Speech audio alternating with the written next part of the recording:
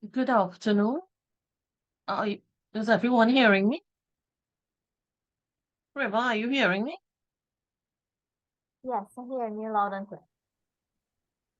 Yes, you all are hearing me loud and clear.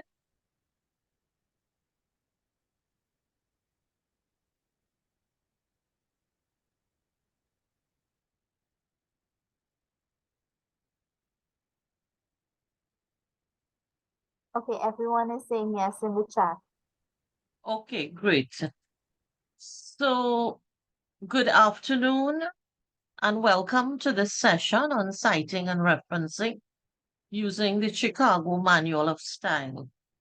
And it's the author date version of the 17th edition. So I know that you all have had a very long morning, and we are into the last session for this workshop. And just to let you know that the session is being recorded and it will be shared with you subsequently, perhaps maybe tomorrow or sometime this week. So I will begin my presentation. I have my colleague, Ms. Prema Ramtahal, who will be assisting me with the chat, and she will also be posting links on the chat, which you all can copy and paste onto a Word document if you wish. But as I indicated, the presentation will be shared with you later. So I am Kumaree Ramtahal, a librarian at the Alma Library, and I am doing this presentation on behalf of the faculty liaison librarian, Miss Joyce Smith, who is in another session at the moment. So this session is going to cover plagiarism. Then we are going to look at sorry. Are you all seeing the presentation? Something went, Yeah, I'm not seeing it right now. I think it went off. Oh, are you seeing it now? No, not Something. yet. I think the same thing is happening. Let me just give me 1 minute. Let me just come out of it and start back. No problem. And I think I'll have to put it in um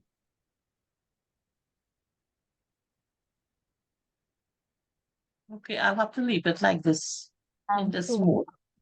If I Yeah. put it in the presentation mode, it's something is happening.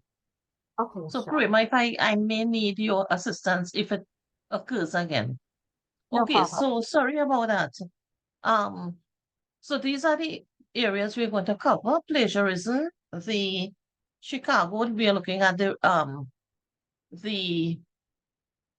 reference style, author date, and also some of the resources that you all will be using while you are doing your research. So first, we'll touch on plagiarism.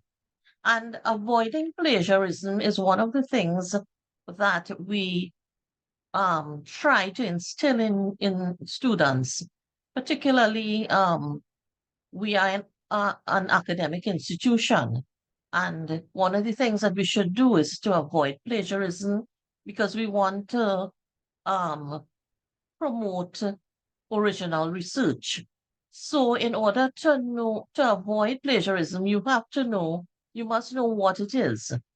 And what it is simply is not giving credit to someone's work, someone's words, ideas, creations, um, and just stealing or taking the person's work without giving them credit.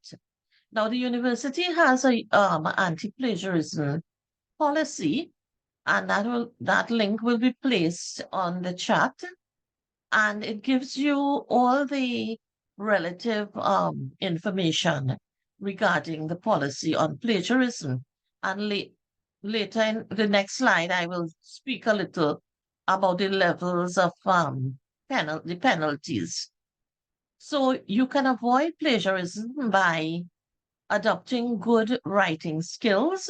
So if you are looking at someone else's work for your research, you are using information, remember to paraphrase, to summarize, to use your quotations, and also be familiar with your relevant reference style.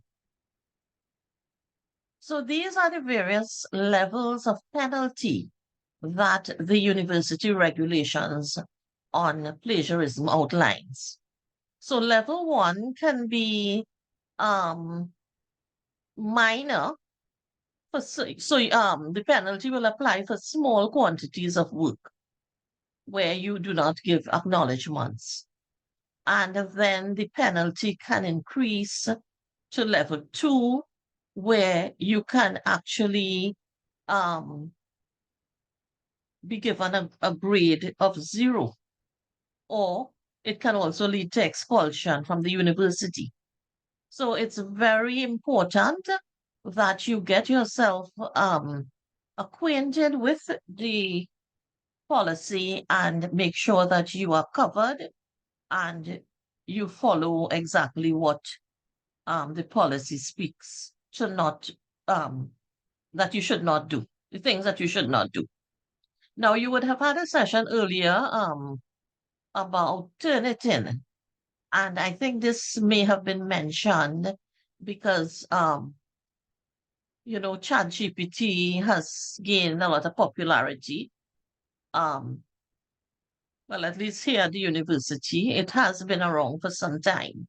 And plagiarism and AI, there is a feature, detection feature, that is incorporated into the Turnitin software, which can distinguish between AI and your human written text.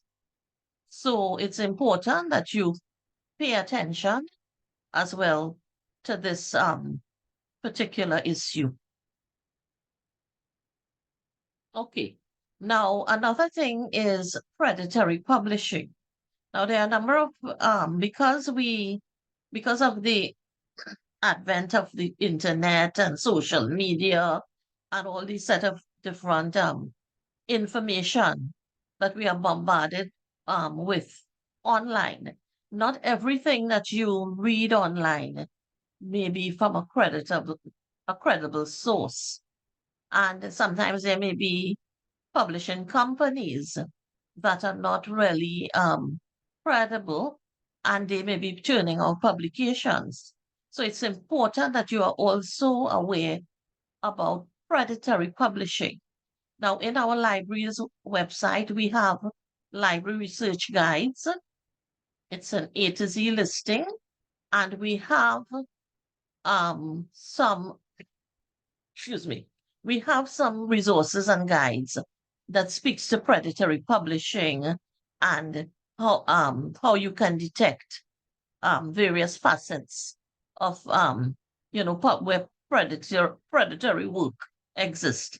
So these links will be placed on the chat, and you all can refer to them after the session. So just a quick quiz here. What is plagiarism? If you can take about 30 seconds you can place your answer on the chat and you can give your answer on the chat. What is plagiarism? A, B, C, D, E. Okay, I'm seeing some E's. Okay, we'll take about 3 more responses again and B. Okay. All right. So yes, B is correct, but in fact, all of the above are acts of plagiarism.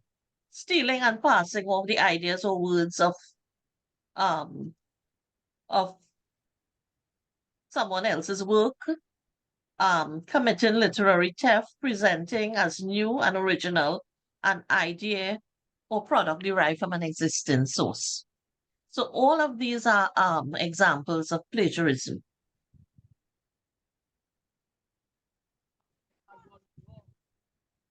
Okay. Sorry. Can you self-plagiarize? Yes or no? So you can place your answer on the chat.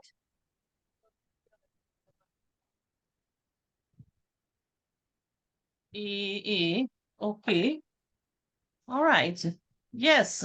So you all have on the button. You're correct. Yes.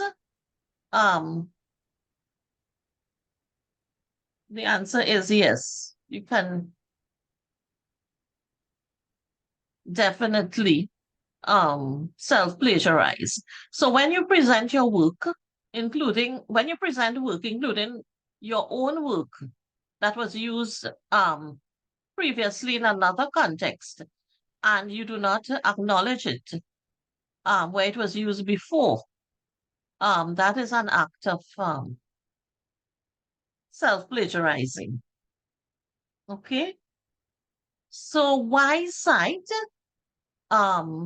You would want to cite to avoid plagiarism, to give credibility to your work, to support your findings, for professional and academic courtesy, and also you have an ethical obligation as part of your writing and research to cite as you write and give credit to the relevant sources.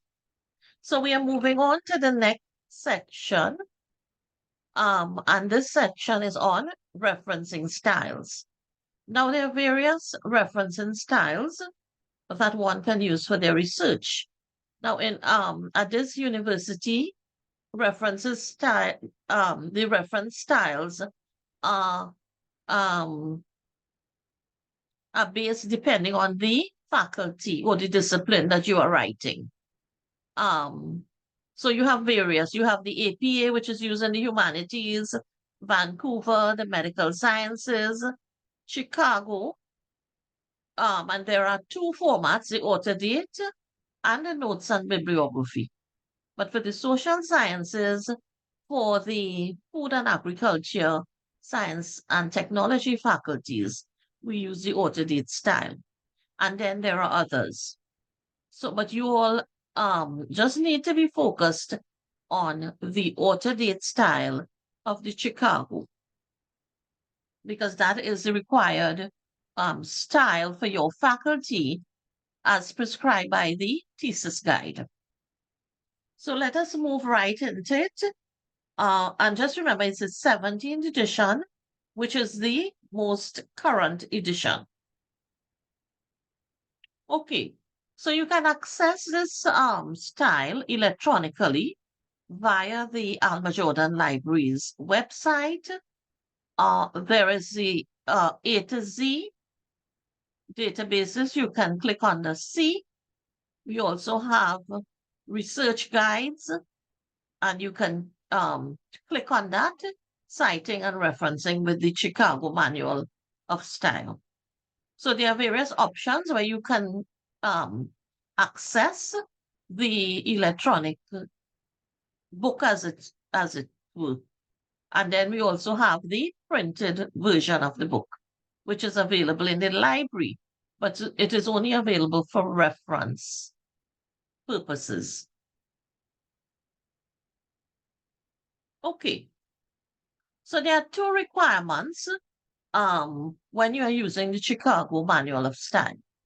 One is the in-text citation, and those would appear within your narrative, within your chapters of your thesis or your research paper. And then at the end, you collate all your in-text citations and you give a fuller form of each source, which will be placed in your reference list. Now, chapter 15 of the manual will provide you with more guidelines and examples for the author date format.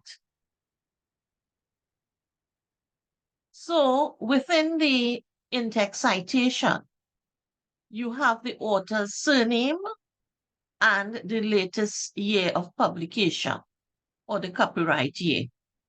For websites, you would normally use the last updated or reviewed or modified date, which you would normally find on the home page of a website. And what is also required is the page number. If you are using direct quotes or if you are paraphrasing or summarizing. And then you have your associated reference list, which comes, excuse me, at the end of your thesis in a separate section. Now, there are exceptions where you have like personal communications, interviews, emails, phone calls. These are not placed in the reference list. You would just use it in your in-text citation.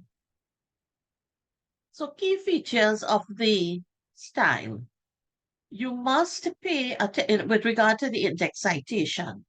The rules are very specific and clear with regard to spacing, punctuation, capitalization, which will include name conventions, inversion of names, and the placement of elements. Now, elements would be like the author's name, the publication year, the title, if it's a book, the title of the book, the place of publication, the publisher. So those various things that I've called out are elements. And punctuation and spacing and capitalization. These are very important features that you have to adhere to. So, the general format would be the author's surname and the year of publication. This is when you are writing your chapters, okay, in text citation. So, example, Smith 2019. So, if you look at the example, so there's a statement, there's a sentence, and at the end of the sentence, you would have the author's last name, the publication year in parentheses, and then punctuation, full stop. Note that there is no intervening comma between these two elements. So the two elements are the author's surname, which is Gill, and the other element is the publication year. So there are no intervening commas. There's no intervening comma. Okay. So in-text citation format continues.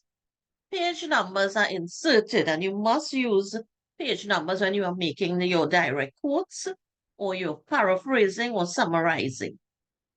And this is where now you're going to have to insert a comma. And the comma is inserted between the year, the publication year, and the page number. So, for example, James, which is the author's surname, publication year 2017. And there you have the comma and the page number. So these are some other examples where you have the World Health Organization, and I'll speak to that abbreviation in a bit. And then 2016, page 2, comma. Now, if you're using a page range, you would use the little dash. So 10 to 13. Now, using page ranges, you need to be very careful because remember that you are required to do original work. So you wouldn't want to have a vast page range. So be careful when you're using page ranges. Page ranges should not be the total range of the article or book chapter. Okay, so you only use the range where the information was found. Okay, in-text citations. So for 2 or 3 authors, you use and the surnames of the 2 authors, and you use the word and, publication year, page number if you have it, And then if you have 3 authors, you would notice the difference. Gill, Smith, and you must place a comma before the and to introduce the last author. So Gill, comma, Smith, comma, and Brown, 2017. Note that when you have 4 more authors, you use the last name of the first author followed by et al. And the al is, there's a full stop after the al. So for example, Gill et al, full stop, 2015, comma, page 28. The et al is not italicized, and the al ends with a period.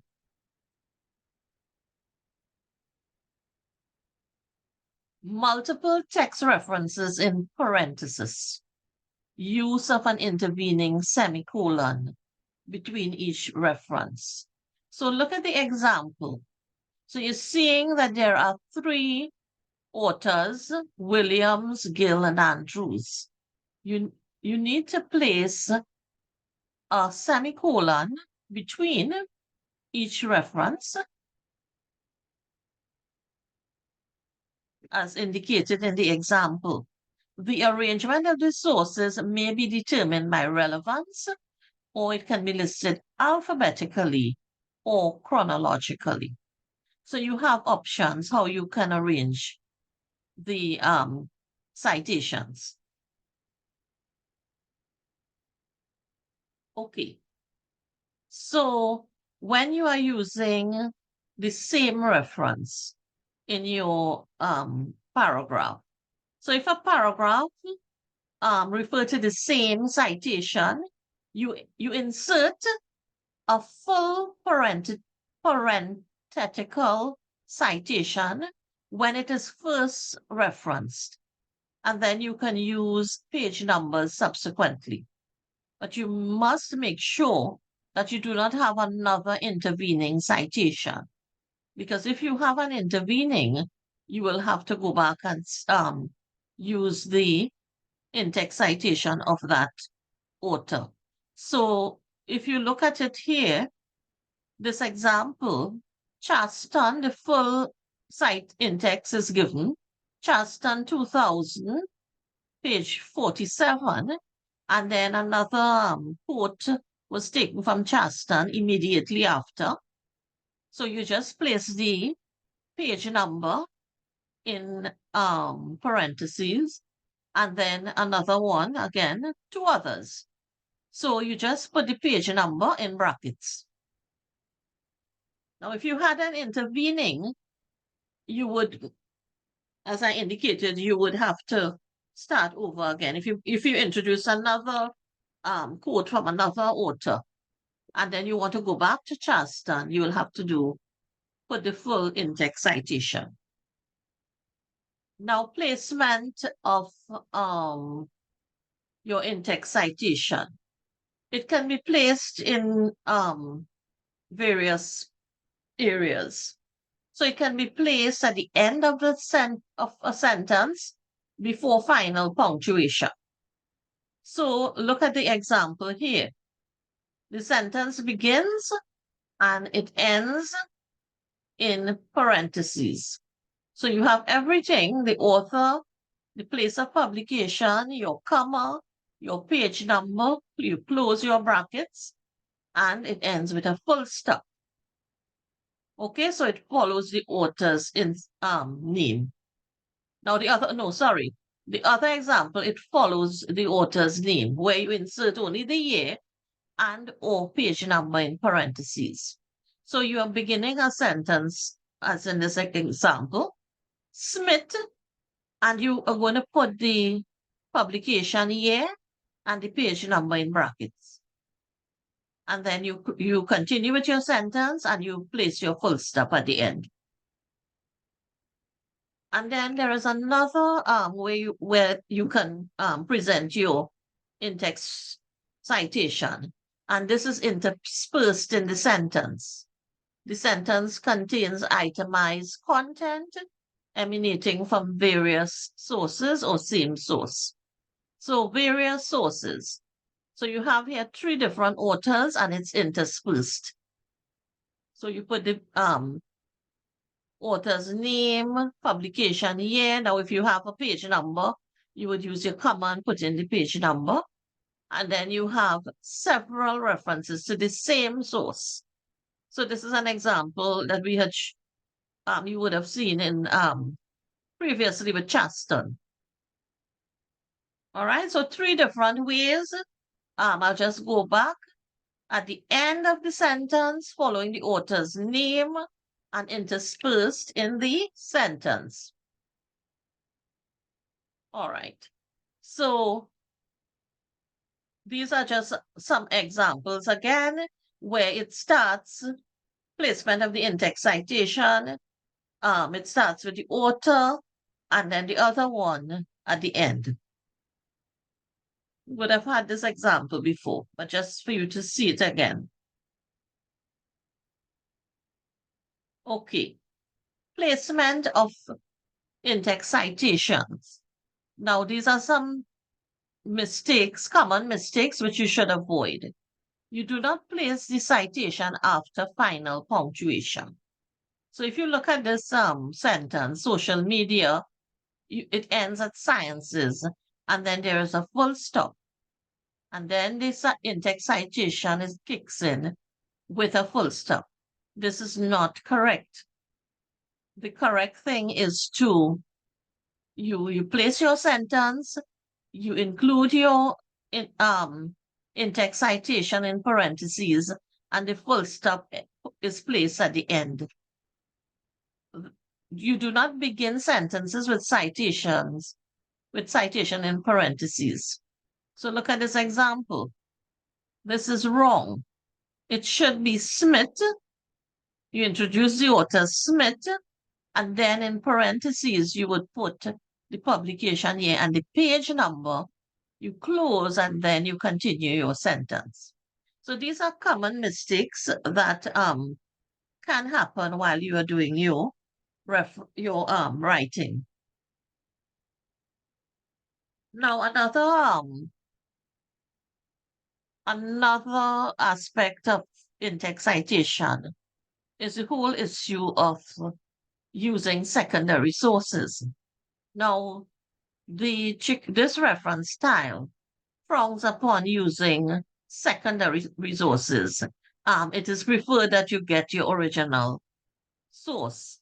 However, not, sometimes it's difficult to get to the original source.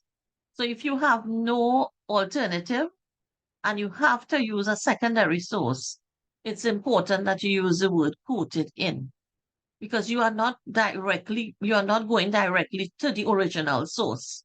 But you would see, perhaps you're reading a book and you see the author would have referenced something from another author, and you're trying to get that particular publication and you cannot.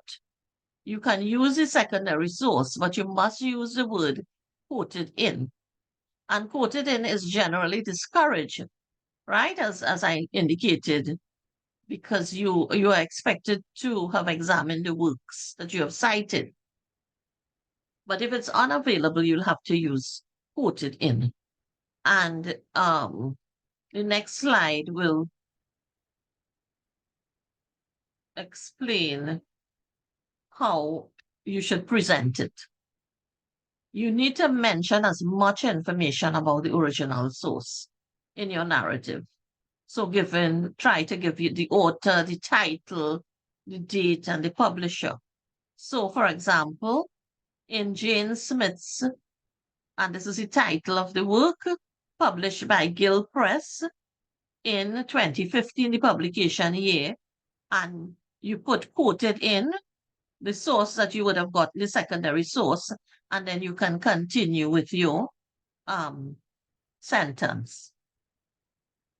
And now you would only include your secondary source in your reference list, because you would not have gotten to Chang's article but you would have used Jane Smith.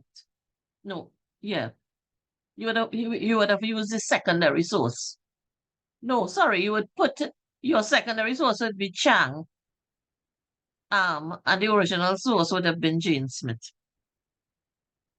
And I know that we oftentimes, students do have this sort of this issue with quoted in, but try to avoid using too many secondary sources. You have the databases available on the library's website where you can search to see if it's available. Okay, so just a quick activity here to keep you awake. This is a little excerpt, and I want you to read the paragraph and just highlight in the chat. So we have 1, 2, 3, 4, 5, 6, 7, 8 in text citation. Let us do John Smith et al. 2018. If there's anything wrong with this in-text citation, can you maybe put a response in the chat? What is wrong? So we'll check on the chat. Okay, somebody mentioned no year. That is correct. So Crystal, no year. Very good observation. Someone is asking if a YouTube link is available. No, it's not. We are going directly with Zoom. Okay, the second one, Gray et al. Can you indicate what is wrong, if that is correct, or what needs to be reworked in that in-text citation? No first name required. Oh, sorry. Williams and Smith. Williams and Smith. The second line, I jumped it. Okay. So let's see. Incorrectly placed the comma. All right, we're doing Rachel, we just jumping back to the second line. So Williams and Smith, someone said the comma, which is correct. So the comma is in the wrong place. The comma should be in between the publication year and the page number. And then Brown appears to be okay. Do you all think Brown is okay or not? Brown, the in-text on the second line. Good. Thanks, Krista. Then we have, so let's go into the fourth line, Gray et al. I know some persons would have commented before. Let's see. So Gray et al, no comma needed. Anything else? Et al should not be italicized. Okay. That is Irvin. Correct. Okay. So you all are getting the grasp of it. All right. So let us, what about the sentence higher yields? What is that okay?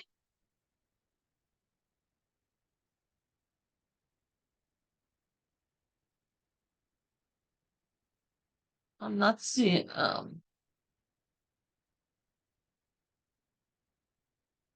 okay, yes. What is the source? Because we're starting a new sentence here. Now,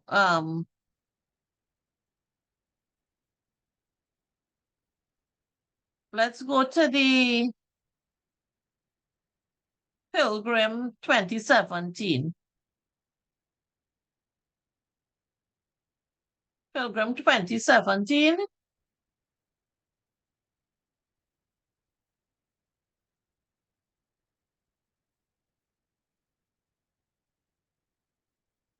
So someone asked if it's gray Etal continuing. Yes. So we wouldn't need to repeat it again. Pilgrim 2017. Remove, yes, the P. Correct. And then Brown 2015. The next sentence. Brown is the subject of the sentence, should not. Okay. Correct, Krista. And then King.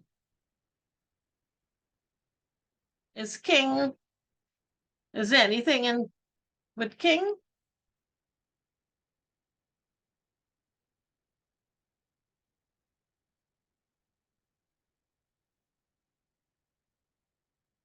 Looks good. Thank you, Shivani and Leroy. Who is the owner? I don't understand. Okay. So we'll move on. I think you all did exceptionally well.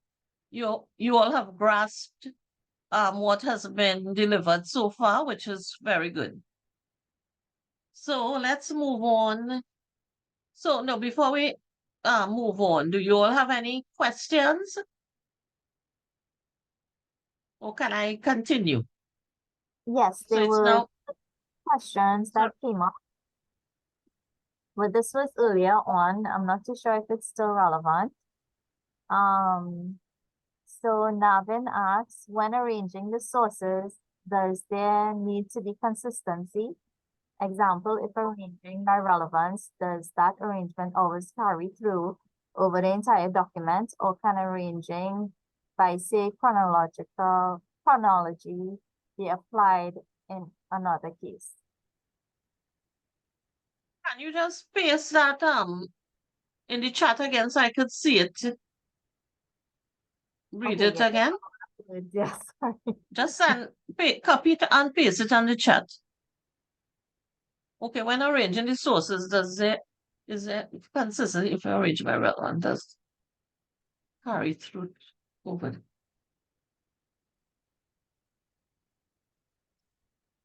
Well, no, it is flexible because if you wish, you can do it. I think I had mentioned it in a previous style about the arrangement. Let me see if I can. I did mention it before. And You there's can arrange by. And there's one more question, right? Sorry, just so I'm trying to get the arrangement, but it was mentioned in a previous time slide.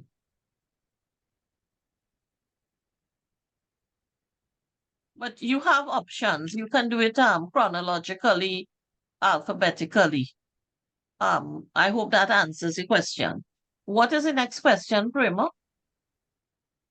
Okay, next question is, when would one use autodate versus autodate page number?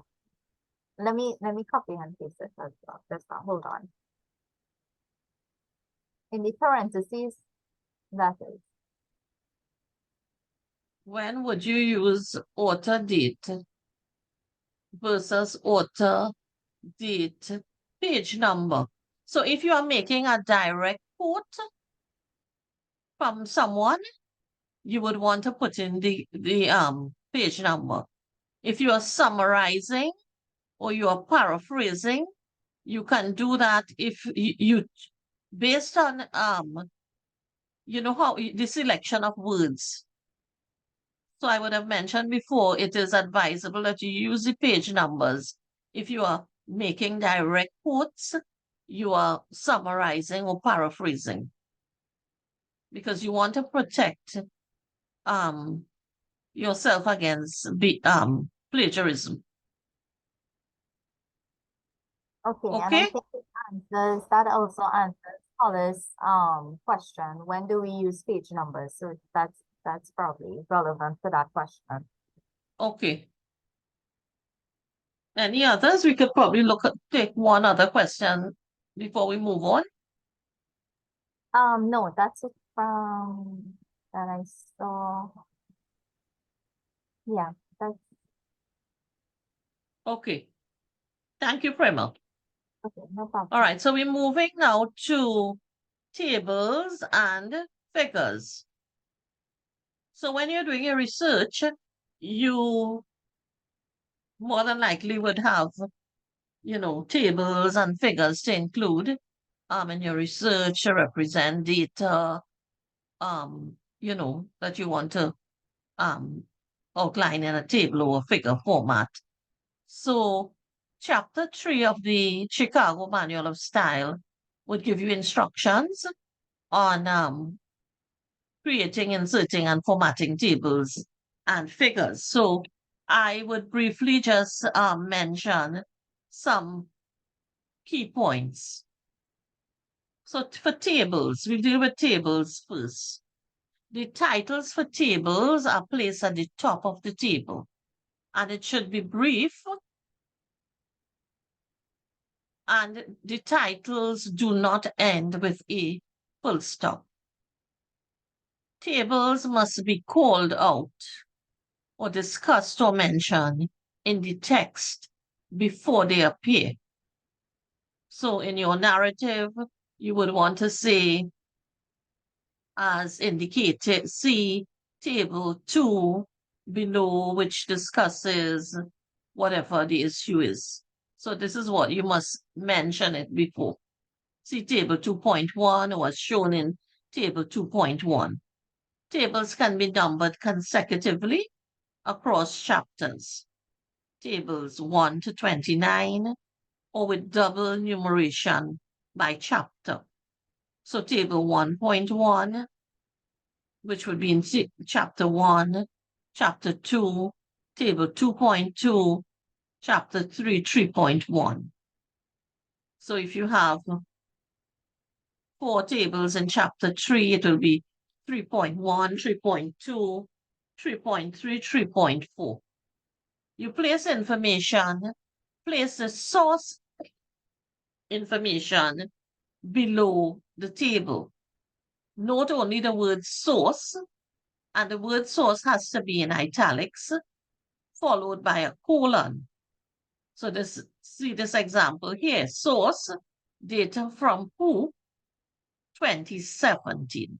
So the source information really, you use, you follow the same concept of, you have to use in-text citation. It does not end with a full stop. And then you place explanatory material in a note below the table under the source. Only the word note is placed in italics and is followed by a colon.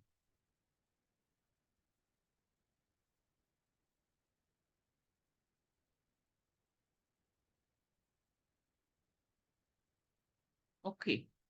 So look at an example here. So you see where the title goes to the top of the table, table 1.2. So this is the first, this is the second table in chapter 1, table 1.2, enrollment in local colleges. Then you have the source in italics, the author, which is a corporate entity, Microsoft, and the publication year. And then you have the note in italics as well. So for the source, you do not put a full stop at the end, but you will put the full stop at the end of your note. Now, sometimes you may be doing tables and you end up with a long table, and there is a way to represent it according to the rules of Chicago. So this is long tables. It can continue on subsequent pages.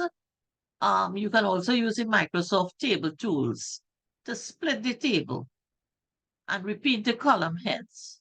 you would only repeat the number followed by the word continued in parentheses. So, for example, table 1.2 continued. So look at the example here. Table 1.1, how to adjust long tables. So it runs into a second line and then a second page, and what you will just put table 1.1 and in parentheses continued, and then you continue with your table. So these are some of the key rules for tables. So let's move into figures. Figure titles are placed at the bottom of the figure and should be brief. They do not end with a period, and figures like tables must be called out in the text before they appear. See figure 2.1. Figures can be numbered consecutively.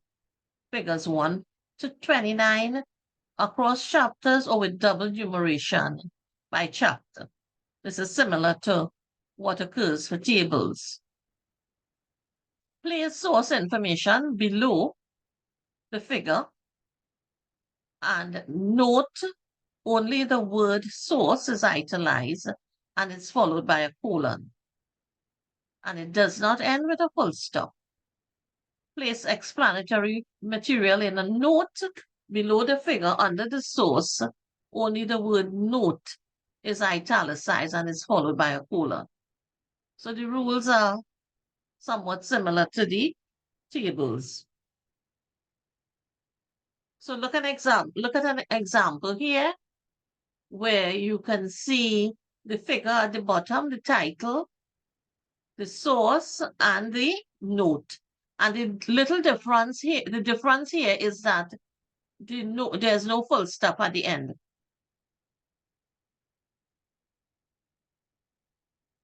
Okay, figures may also be divided into parts, and you can refer to the Chicago rules 13, chapter 13, 12, which will explain this in more detail. The letters are usually, if it's in parts, the letters are usually italicized with the number and when referred to alone. Okay, so you can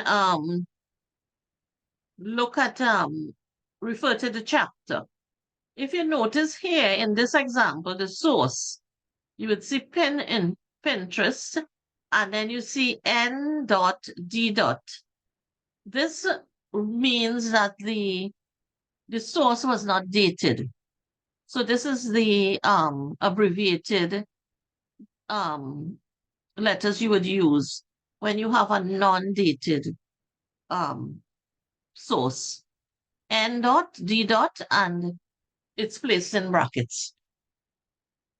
So questions on this second section? Are there any questions, burning questions? Yes, Or someone wanted to find out if there is no full stop at the end of the note in a figure. For the figure, if there is any full stop. They just wanted to confirm. okay. So let us look for figure. Look at it. So let me just go again to place. Let's go back to the rules again. Source is italicized and is followed by a colon from the who. It does not end with a full stop.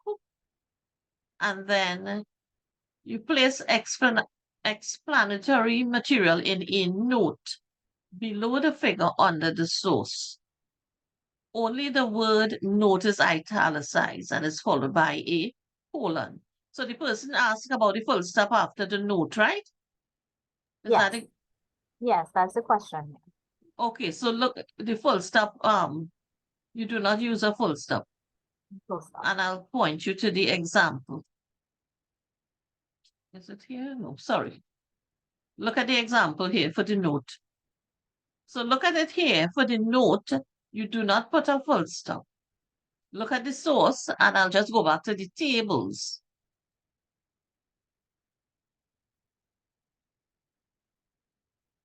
What's an example of table?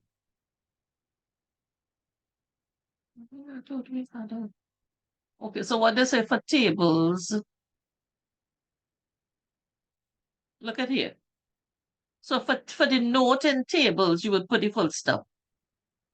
But for the note in figures, you would not place any full stops. Okay? Are there any other questions? Or shall we move on? Okay, so if we have any other questions, we'll take it at the end. So we are moving on into the third aspect of the presentation, and we are going to speak a little about the reference list. So I would have mentioned, so you have your chapters, you would have had your in-text citations. And now you need to pull all those in-text citations and give the fuller form of the references. And the references now will have various elements, as I would have mentioned before, based on the type, the format of your resource. There are different types of resources and formats that you use. So you may refer to a book, you may refer to a journal article, print, a journal article, electronic, a website, conference proceedings. There are various formats. So you use the heading references, and it must be centered, capitalized, and bolded. That's how you start off. The list is also in alphabetical order. For co-authors, you will list all authors, but only the name of the first author is inverted. So if you have more than one author, in this example, Brown, you invert the surname Brown, the surname is Brown, first name is Jade, and then the other authors, you follow the normal way, first name, last name. 1.5 spacing is used between each reference entry, but single line within a reference. So you have reference 1, and reference 1 may run into a second line. So that spacing will be single. But when reference 2 comes in, the spacing between reference 1 and reference 2 should be 1.5. Each entry in the reference list is expressed in hanging indentation format. And what that means is that you would use your tab and you would indent each reference. So you indent the first line, but if the reference has other lines, it will go back to the left margin. So you're just indenting the first line. All major elements are separated by full stops, and each entry ends with a full stop. So each reference ends with a full stop. Within each reference, you would have elements. And the elements, as I mentioned before, the authors, the publication year, the title, the journal article, the volume, the publisher. So we'll see some examples. We continue with the reference list. So remember, I would have mentioned in the beginning that particular attention should be placed with regard to punctuation, spacing, formatting, and so on. So books and journal titles are placed in italics. You would use double quotation marks for titles of articles, journal articles, whether it's in print or electronic format, book chapters, websites, conference proceedings, etc. You do not use initials when author's full name is given. Now, in some reference styles, they require you to just use the initials of the first name, and then you use the fuller form, well, you use the last name, the full last name. But in Chicago, once you look at the source that you would have used and you transcribe the exact way that the name was represented in the article. Okay? So if it says Jane Smith, you would use that. If it says J. Smith, that is how you will use it. But do not abbreviate names if it was spelled out in full. Insert a space between the initials of authors' names.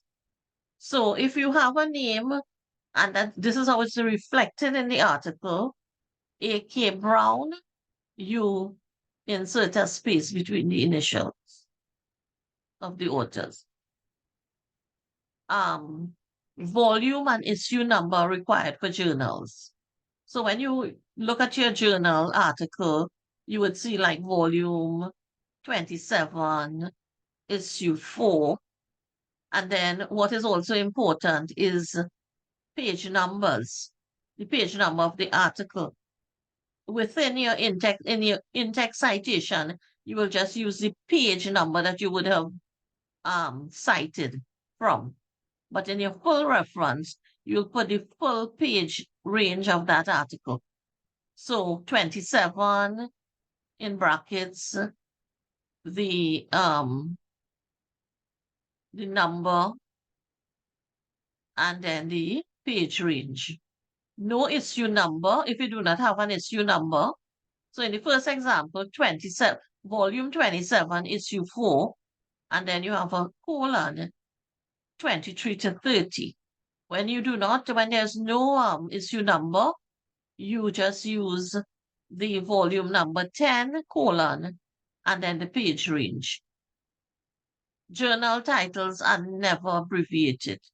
You transcribe it exactly as how it appears in the resource that you would have consulted. Do not start URLs or DOIs on a new line. There are rules in the Chicago on page 5 of, okay, we have a guideline in our website and I have that link on the research guides. We have a library's reference guideline handout. And if you look on page 5, you would see exactly what the rules say about breaking URLs and DOI. Use n.d. when no publication date is available. And then you use headline style capitalization for all titles, meaning that you capitalize the first letter of all major words. So reference list continues, headline style capitalization. You capitalize the first letter of the first and last words in titles and subtitles. And you capitalize all other major words, except for articles, preposition, and conjunction. So look at the example, San Fernando, a view from above. Lowercase, the articles the, a, and you only capitalize articles that appear at the beginning of the title or immediately after the colon. So this is why the A in the title San Fernando after the colon was placed in caps. Lowercase prepositions, except when they are used adverbially or adjective.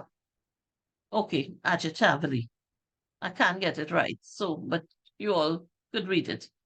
Adjectively. Okay, up and look up, down and turn down, and so on. So this is from the rules.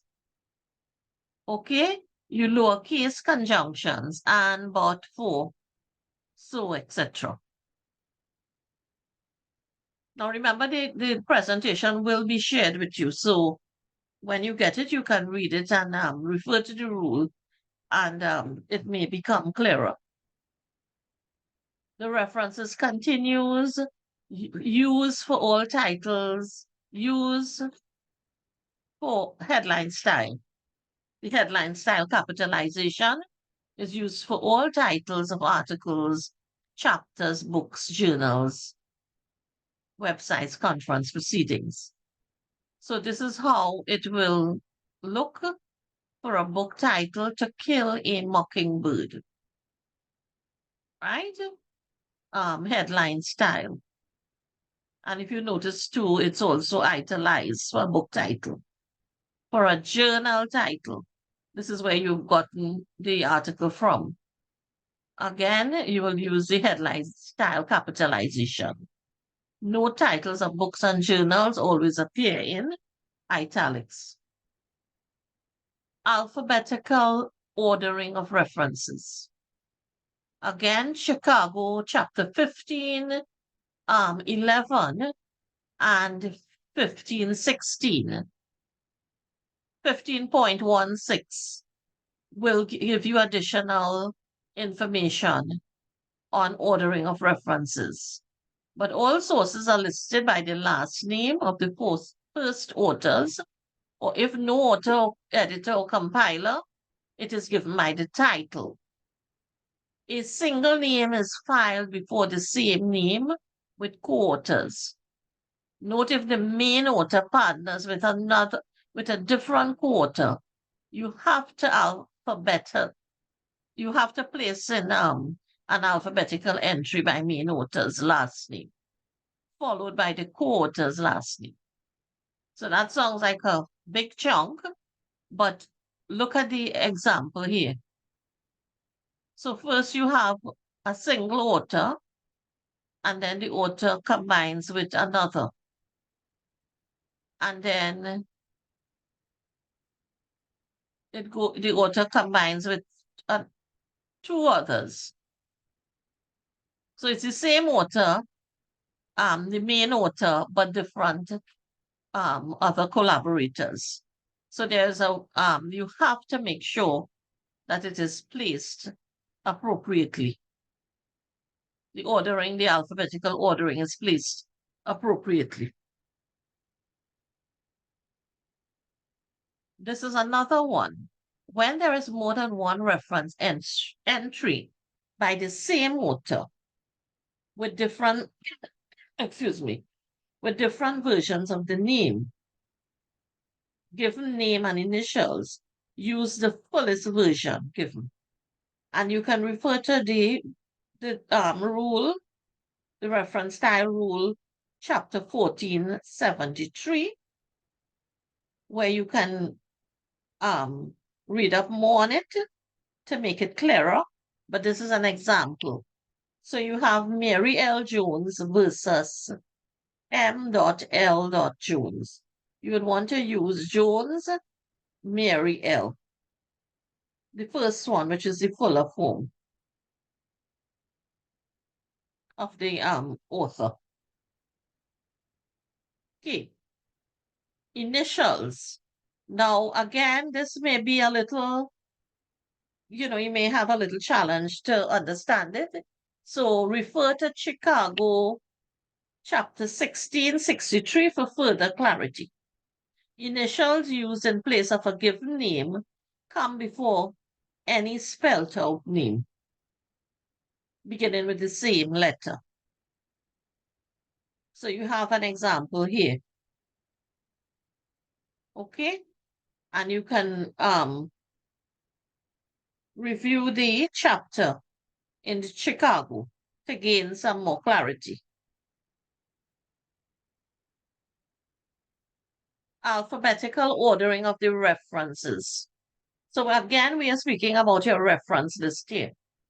Successive entries by the same author are ordered chronologically in ascending order. So, and then you use a 3M dash, which replaces the author after the first appearance. So you have two authors here, two exact authors, Schumann and Scott, and you will place the earlier publication first, the 1987, it must be identical authors for you to use this 3M dash. So instead of repeating, because it's the authors are the same, the only difference is the publication year, you would use the 3M dash. You do not need to use the elements with the authors again, and then you just insert your publication year and all the other information. Okay, so the elements here in the second one would be the publication year, the title of the article, the journal, the number, the issue, the number, the page numbers, and then the source, the URL.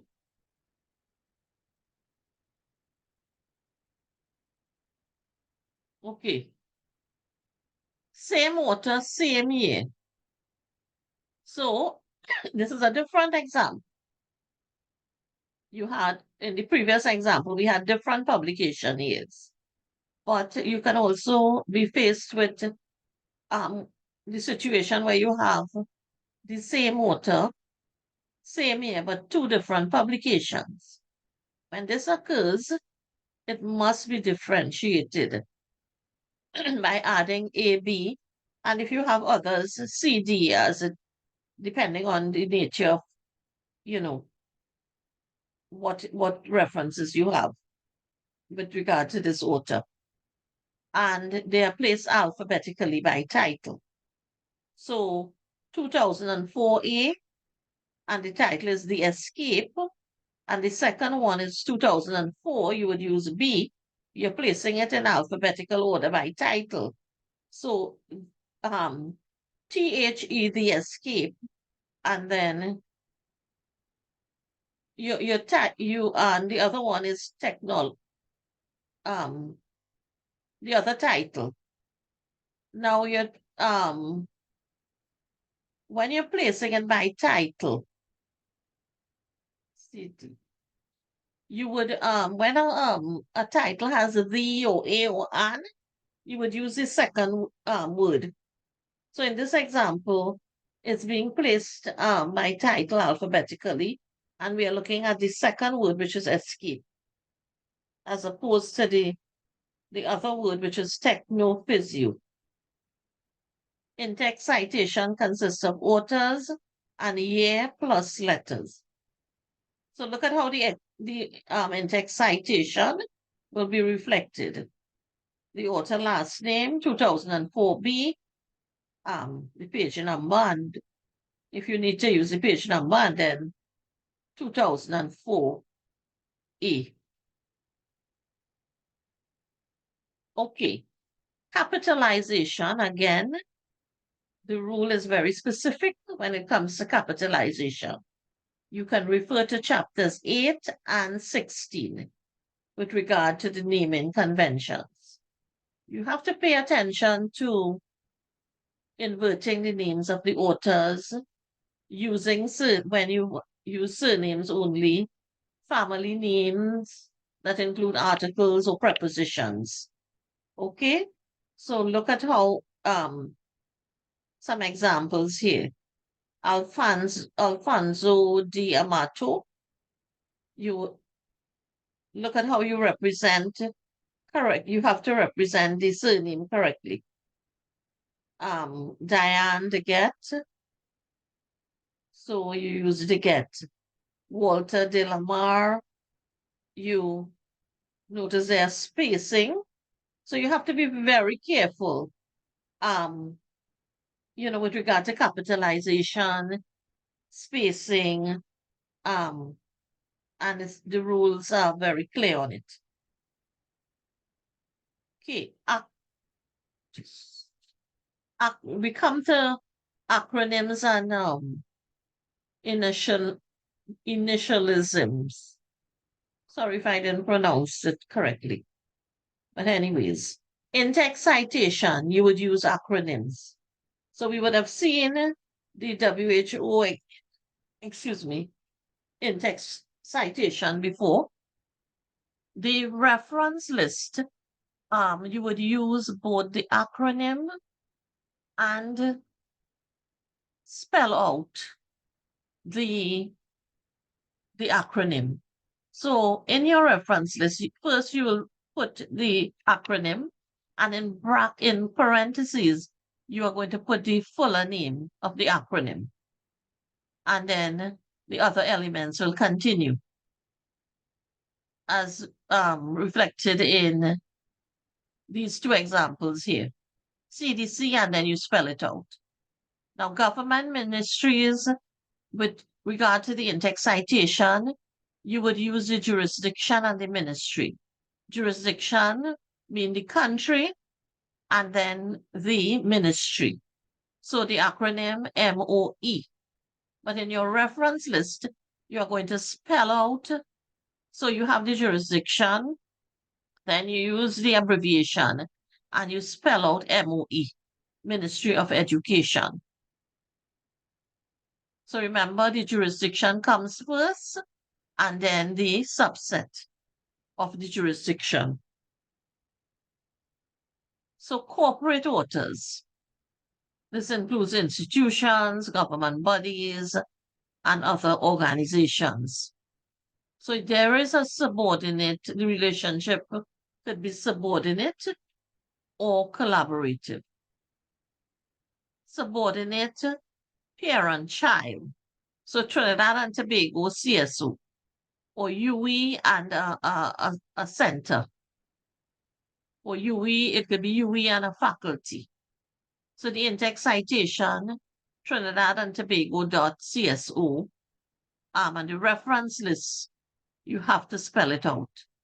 Collaborative work, sometimes you may have collaborative work, so FAO and CARDI, and in your reference list, you would spell it out, and you separate it with the comma and then and.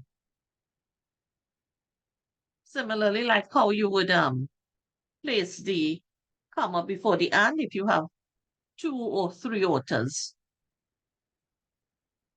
Okay. Now, publisher's address is also important, and this is important when you're doing book, if you're using books or chapters in books. You place so for the United States, you must use the city and state. So if it's Boca Raton in Florida, now there are abbreviations for the states. So Florida is FL. And there are other, and the rules are there in the information is there in the style.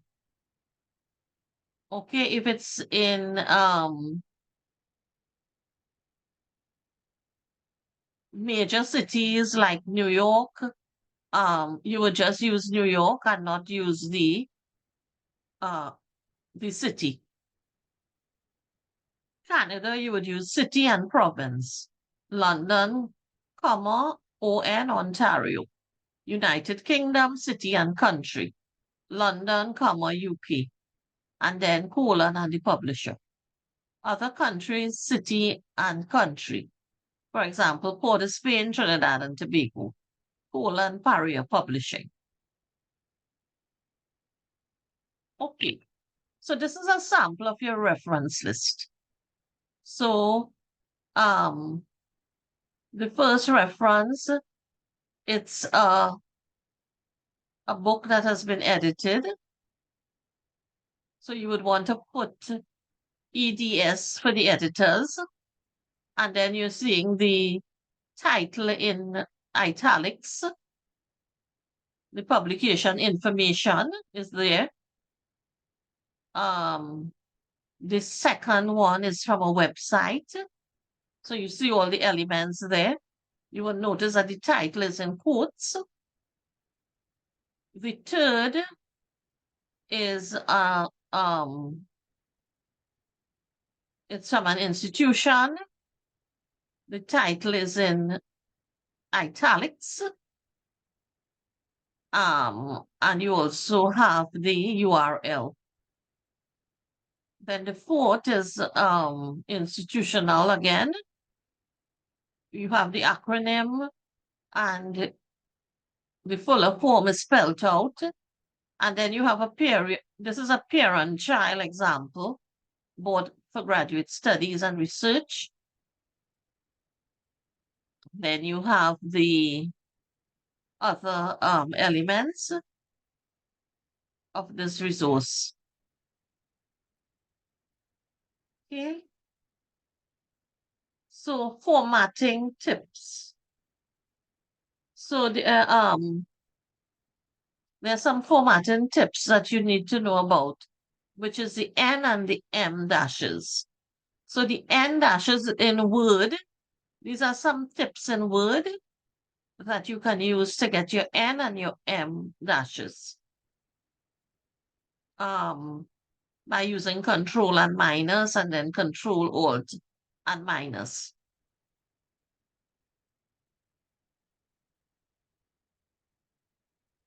Okay, formatting tips continues when you want to get your hanging paragraph. And these are rules in Word.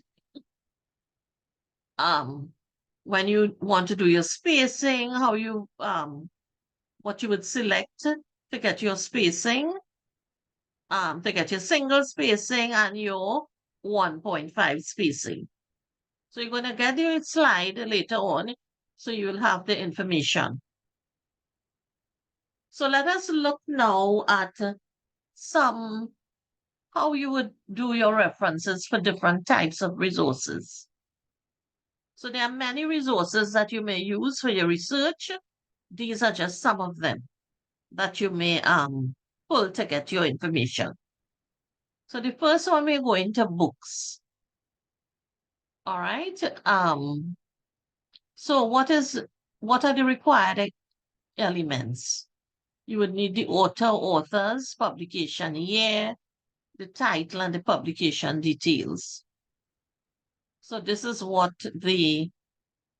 the reference will be reflected when you get all the elements, and it's important when you are doing your research and your writing, it's important to collate your references as you write on the spot, because sometimes it's difficult to go back and figure out where you would have gotten information from. So you have the author. Notice the title is in italics. Notice the use. This has a main title and a subtitle. So the use of the headline style and capitalizing the A. You have the place and the publisher. If you have more than one author, you see the example here. Remember the inversion of names, the first name, and then the second name, you just put the full name, first name, last name. Okay, so these are examples of how the book will be reflected in your reference list. Now, these are some points to note. If there is an edition statement, insert before publication details, exclude first editions. So, 9th edition, just excuse.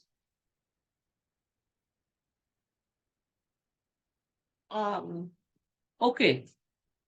So the 9th edition, you do not spell out the word 9th edition. Neither do you use 9th ED or 9th edition, which is incorrect.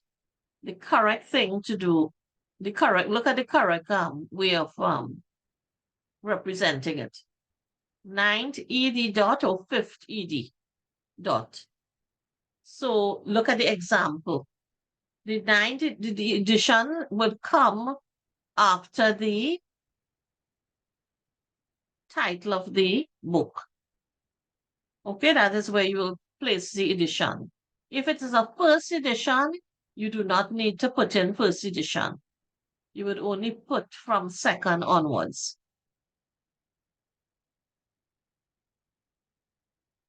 general format for an ebook. So as you know, there are many, the library subscribes a number of ebooks and a number of resources electronically. And a lot of books are coming in e-format. So this is how you would, these are the elements.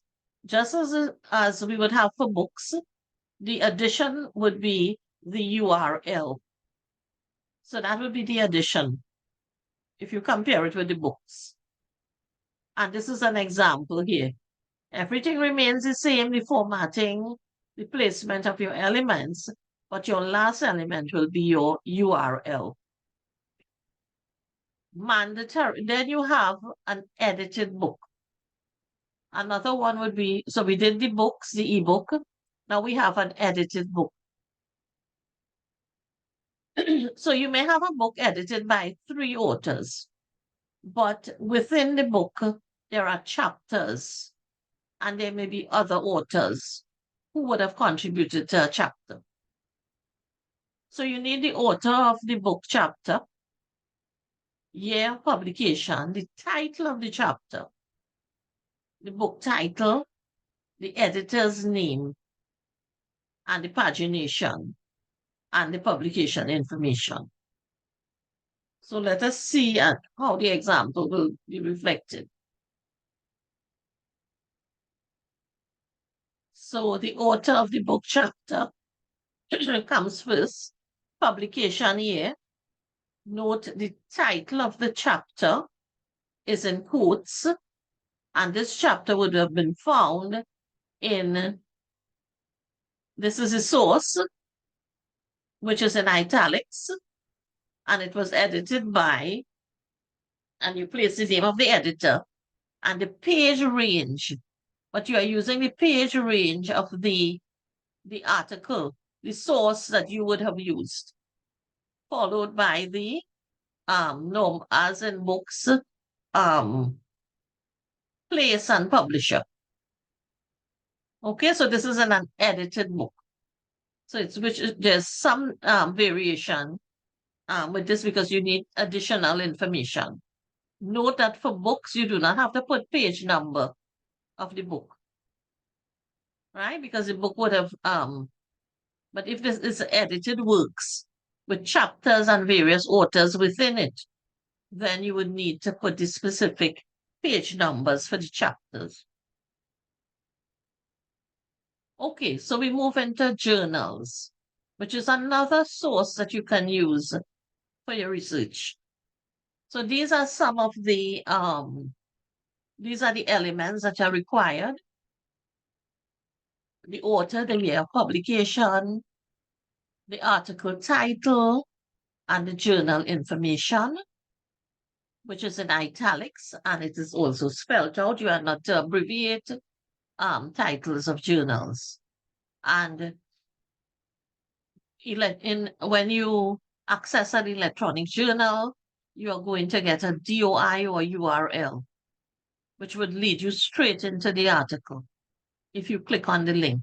So the DOI is important to include for electronic journals. So this is an example here where you would see the DOI. Okay, the DOI is here. Notice the title is in quotes or inverted quotes. The journal is in italics. You have your volume, issue number, your page range, and then the DOI. And then this would be what the URL locating the items for an online. So, and when you are doing your references with URLs and DOI, you are supposed to remove the you remove the hyperlink. So you shouldn't have the blue well, now everything is electronics. So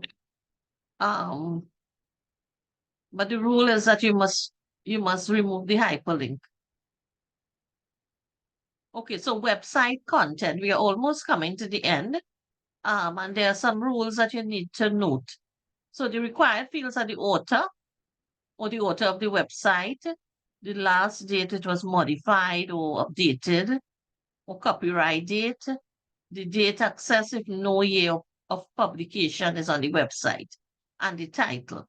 So the author, well, we would have touched on this where you have the acronym and the fuller form, then last updated. So if it was last updated, you will get the year. But if there is no date, what you do, or no year, you would need to put in accessed and the date that you accessed the particular resource. Then you would have the title and then the URL. So this is what it would look like. So the first example, you would have the URL because you have the publication year 2019. But in the second one, it's an institutional author, but there's no publication year. So when there's no publication year, you must put in the URL information. Remove hyperlink from URL. From all your URLs, the hyperlink should be removed. So this ends the presentation, and we are on time. So we just have like 3 minutes if you have any questions. Remember, there is this presentation, it will be made available to you. Now we only have 3 minutes. There's an evaluation form. If you check on your chat, you will see the evaluation form. You can you take a minute or two to fill the evaluation form, please? If not, I would appreciate if you can fill it now. If not, I don't want to advise, but you can copy and paste it, and then you should be able to do it after. But I prefer if you take a minute and do it now. It's in your chat.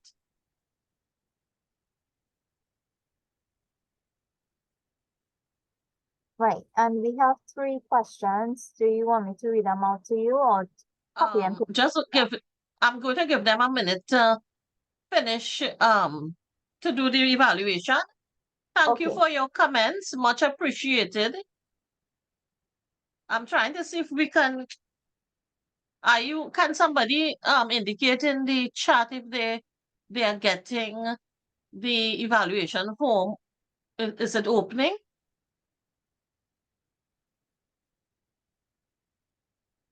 Yes. Sorry, yeah. It's not, it's just 9 questions. So if you can just take a quick do a quick assessment.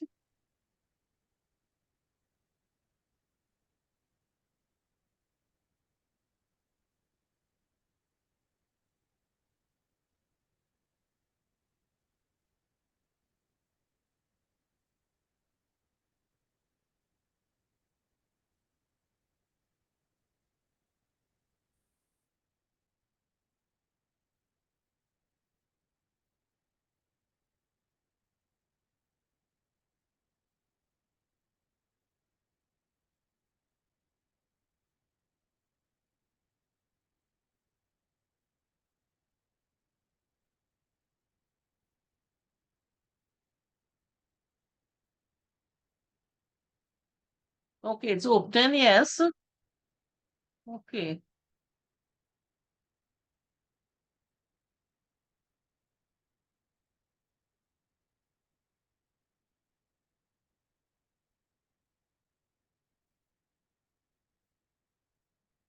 So somebody's asking, what is the difference between name of website and name of web page?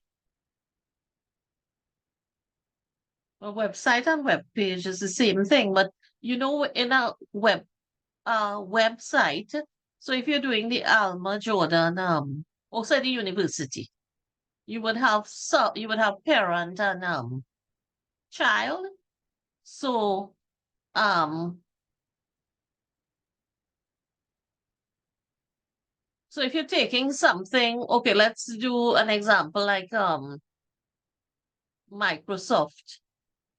You're looking at that website and you're taking information from that. So Microsoft would be the it's from Microsoft website, but the entity or the author would be Microsoft. Now some websites, sometimes you may see the names of authors specifically stated, and then you can use the author's name as well. It's hard to differentiate the difference when websites are used. You look at what you can look to at the home page. The home page should give you, maybe at the bottom, you can get information there, and you get the publication year, or when it was last updated. The About Us as well helps. I'm not sure if I answered the question, but you can speak to your faculty liaison librarian for further clarity. Any other question, Prima? Did you Yes. you just want to put it in the chat for me so I could see it? I'll copy and paste, yeah. Would a website be considered a corporate author? Yes. So there are sometimes a corporate entity, or some people have personal websites. So if you're taking something from the University of the West Indies website, we will be the corporate author.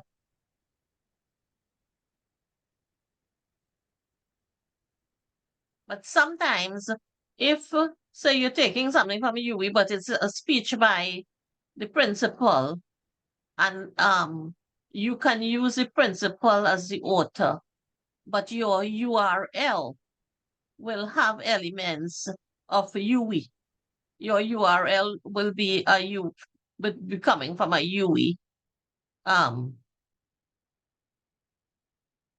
website, and the URL can be long.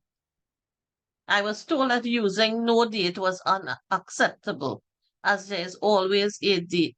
Let me just read this one. Even in metadata, can you confirm that ND will be accepted by the library? Well, you shouldn't be using, we wouldn't want all, if you have 50 references, to have 10 of them with ND. I mean, it depends on the nature of the resource. If you're using something very old, a government publication, and there was no date. But usually you all are in the social sciences and the science and technology. So this is why we have like electronic resources where authors usually recommend to use groundbreaking research. But if you do not have any, if you cannot find the date, that is the rule. It's not what the library accepts. The library will accept what the rule requires.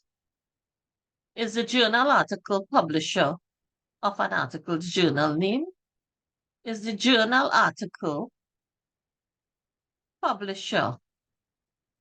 Is the journal article of, am I not read? Is the journal article publisher of an article the journal name? No. So you have a journal, right? So let's say the Journal of Science and Technology. That is the name of the journal. And that journal can be, the publisher can be, say, the University of Chicago. The publisher would be, could be a university, it could be Emerald. That is the publisher.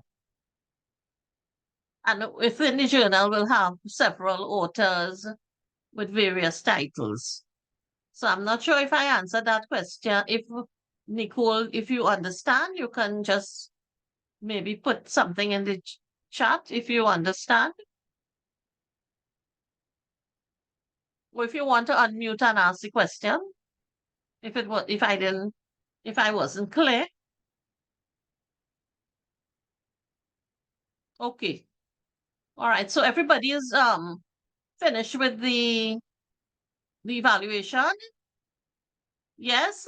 Any other questions, Primo? There was one more that you missed. What if there are many places of publication? Which one do you choose? Many places of publication for Like, what resource? publish, they have different places. Like the publisher has different places that they can publish the item. Which one do you choose? Okay. So you can choose the first one because sometimes, yes, especially when you're using printed or sometimes online, you can use the first one and take the information for the well, if it's a book, you'll use the place and the publisher. Sometimes you may see sometimes you may want to use two, but you'd have to follow the rules in terms of the punctuation. But it's okay to use one. Any other, but the rules can explain it. You can double check with the rules as well. Any others? That's all I grasped from the chat. I'm not too sure if Okay. Okay, I if I- saw somebody raise Hedy. Hedy, can you unmute Hedy? If she's muted to ask a question. Yeah, good afternoon. Thanks for the information. I had sent a question, but I realized it had missed. It's really concerning the URL and the DOI. If in terms of the references, if you have to use both or you use either one. I don't know if that One. question is You can use one. You use one. Okay. Yeah, if you see, and normally if you use a journal article, normally the DOI is on the first page. So but if you're using a web page, something from a web page and there's no DOI, you will use the URL. Okay, what happened is that a lot of my information has come from a webpage because of the COVID situation. And what happened, they're giving both the DOI and the URL. So I'm not too sure what, you know what I mean, in that instance, what I should use because I have a lot of my things I access online, particularly with ResearchGate and whatnot. Okay, but are they journal articles? Or you just get it off the open access articles? What happens that some of them are the journal articles that they also put on the ResearchGate sites and things. So you're seeing where they're coming from in terms of the journals, and you're also seeing in terms of the DOI. So I'm not too sure how I should really. Once you have a DOI, use a DOI. If there's no DOI, use the URL. Okay, thank you. All right. Okay, I'm glad that, some of you found it informative, and I know it's a lot of information, and I did not expect you all to memorize it. Rules are there in the electronic format. It's also printed format, and you can also access our research guides, which is on the Prema, can you just post the library's website? Because our website, the Alma Jordan website, is the point of entry to access all our information. So she's going to post the website. I'm sure most of you all are familiar with it. And from the website, you look at our main tabs. The research tab is a very important tab.